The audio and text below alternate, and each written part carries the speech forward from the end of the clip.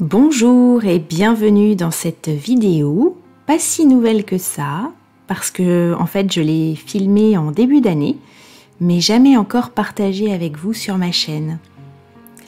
Aujourd'hui, je vous embarque avec moi dans la série des nymphes, fées et dryades avec la fée endormie.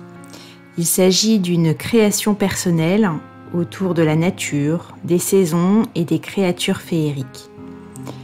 J'ai filmé une bonne partie du process et je me suis dit que vous aimeriez profiter de ce moment de peinture en ma compagnie. Cette aquarelle a été un premier défi en ce début d'année 2022. J'ai eu envie de tester des contrastes plus forts, des effets d'ombre et de lumière plus marqués. Avec l'aquarelle, parfois ça passe ou ça casse, et je dois avouer que je suis super contente du rendu final de cette illustration. J'espère que vous resterez jusqu'au bout pour en profiter.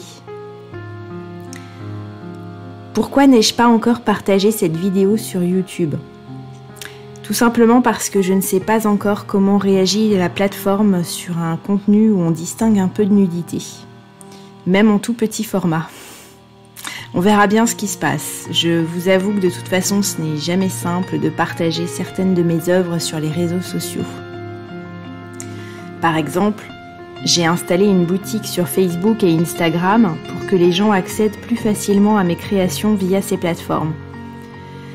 Or, la plupart du temps, mes articles sont rejetés, au motif qu'il s'agit soi-disant de contenu adulte.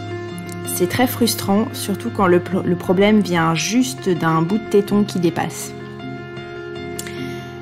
Ça explique grandement mon désamour pour ces deux plateformes et mon départ d'Instagram depuis plusieurs semaines maintenant. Je suis très fatiguée d'Instagram depuis des mois. En effet, mon feed ressemble désormais à une succession de posts pour m'apprendre à utiliser Instagram, pour obtenir plus d'abonnés sur Instagram, à acheter des formations business. Impossible de faire comprendre à l'algorithme que ça ne m'intéresse plus. Je suis bombardée de pubs et culpabilisée sur ma façon de gérer mon entreprise ou sur ma productivité. En tant qu'artiste, je suis fatiguée du fonctionnement de la plateforme, de devoir fournir du contenu sans arrêt et aussi d'être punie si je publie de l'art qui ne plaît pas à Instagram. Outre les problèmes d'algorithme, de changements à venir là-bas, beaucoup d'artistes, de modèles, de photographes sont confrontés à la politique pour le moins puritaine d'Instagram. C'est un vrai conflit de valeurs à mes yeux et c'est une des raisons qui m'ont poussée à déménager pour m'installer sur Twitter depuis plusieurs mois. À l'heure actuelle, Twitter ne pratique pas ce genre de censure et son fonctionnement me parle plus que celui d'Instagram en tant que créatrice.